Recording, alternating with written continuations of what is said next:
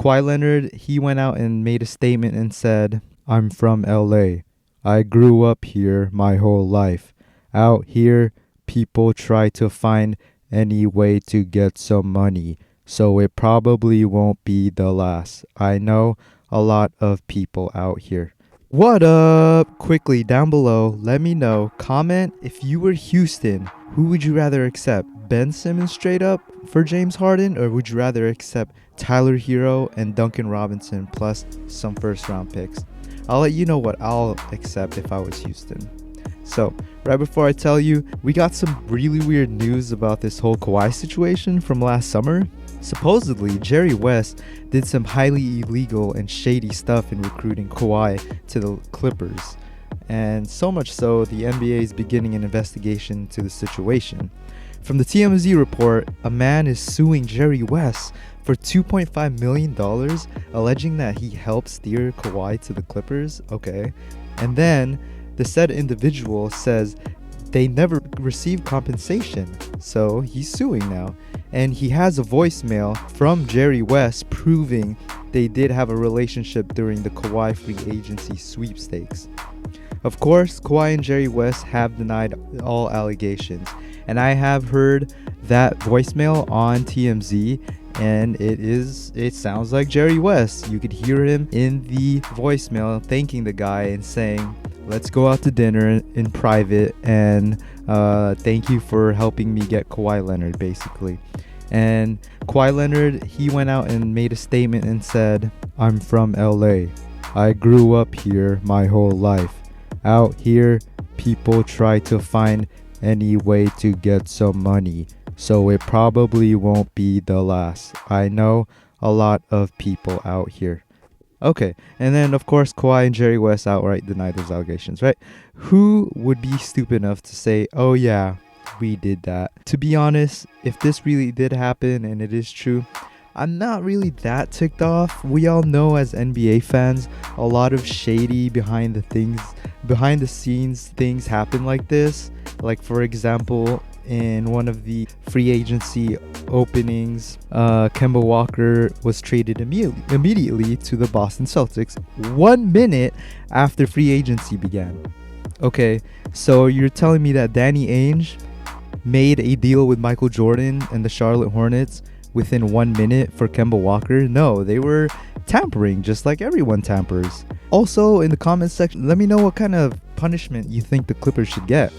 And even if you think they should get a punishment, because I don't think it's going to be anything like Joe Smith and the Timberwolves. If everyone else remembers that situation, Joe Smith had an under-the-table deal with the Minnesota Timberwolves, and basically saying he took the minimum deal, which was kind of weird because he rejected $80 million from the Golden State Warriors. So the NBA was like, okay, this is kind of fishy. So they investigated to find out there was an under the table deal, and the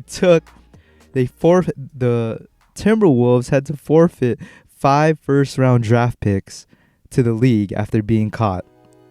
So I don't think anything like that's going to happen to the Clippers. It's just too far gone. Kawhi Leonard, he's already 1 year into his deal, and he's going to be a free agent in next summer, actually. So, all right, on to the second question. If you're Houston, who do you want? All right, let me know in the comment section below. Let me know. Let's start a conversation, because Ben Simmons straight up, the guy has 5 years left. I love me some Ben Simmons. Don't get me wrong, he can't shoot, but he does everything else really well. He does a left hook, right hook.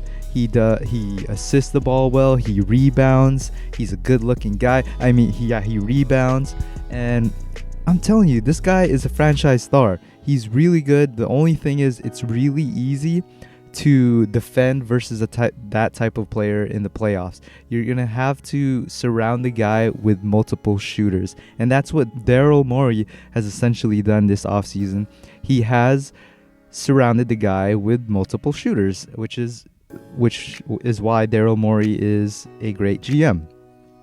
And if you remember, Ben Simmons and that Jared Dudley feud. Come on, like this guy, he's an amazing superstar. He even has feuds with bench warmers in the league. That was kind of weird. Or if you were Houston, would you rather take a deal of Duncan Robinson, Tyler Hero, plus, get this, if Pat Riley is smart enough, what I would do is, if I was Pat Riley, I would offer some picks, just like the Los Angeles Clippers offered all of their mortgage, their whole future for Paul George. In that kind of deal, you can actually send out 7 years into the future worth of draft picks. So you can go all the way up to 2027 if you want to offer draft picks. So in a Heat deal, I would ask them for basically 2023, 2025, and 2027. All unprotected. Before you tell me I'm crazy, Sam Presti and the OKC Thunder got 3 first-round draft picks, all unprotected, for the years 2026, 2024, and 2022. All unprotected from the LA Clippers. The Los Angeles Clippers essentially set the market for unhappy superstars who want to leave. And James Harden has 3 years left on his deal. So it's not out of the realm of possibility that the Houston Rockets can get that sort of deal. And they got SGA. OKC got SGA in that deal. So at a bare minimum, the Heat should start offering unprotected picks for James Harden. Because he's that good of a player, you have to actually offer some sort of package like that. And some of you are probably thinking, like, why would you even want draft picks so far out? Okay, well, I'll give you an example. There's a deranged sort of gambling school of thought with this. And if we take history, for example, all right, Denver, back in 2011, when they traded Carmelo Anthony to the New York Knicks, they asked for picks. And one of those picks were in the 2016 draft. Can anyone remember who they ended up with in that draft? Yeah, it was Jamal Murray. So I'm telling you, if Denver was even more insistent, they should have asked for their 2018 draft unprotected, and Denver would have had a shot at a player like SGA, MPJ, or Grayson Allen. I'm kidding, but no one wants Grayson Allen. But seriously, they would have had a shot at SGA if they really had their seriously, they would have had a shot at SGA. And from the looks of it, Denver is really good at drafting. And then there's also the option that you can keep those treasure trove of draft picks at the chance of trading for an unhappy superstar down the road. And lastly, there's also the option that you can keep those treasure trove of draft picks at the chance of trading for another unhappy superstar down the road. Either way, Houston should take their time on this Harden trade and not force anything.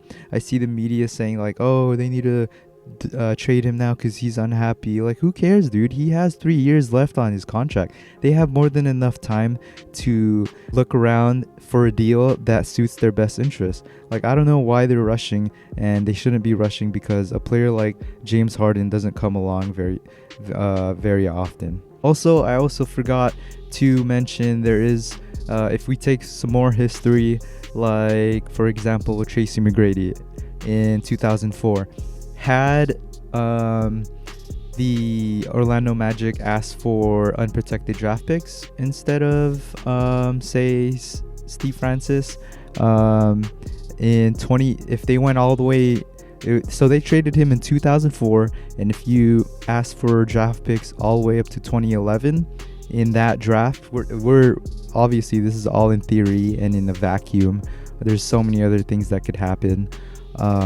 In 2011, Orlando could have had a player like, they had a chance to draft a player like Kawhi Leonard.